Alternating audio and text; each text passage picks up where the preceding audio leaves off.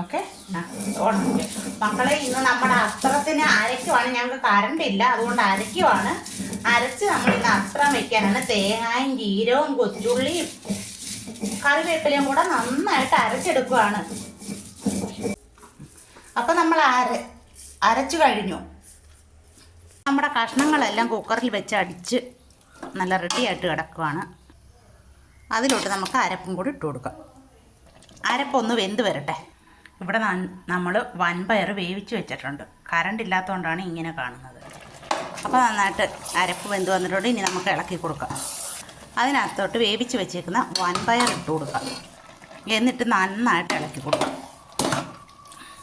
നമ്മുടെ അസ്ത്രം ഇവിടെ റെഡിയായി. അതിലോട്ട് താളിച്ചും കൂടെ ഒഴിക്കാം.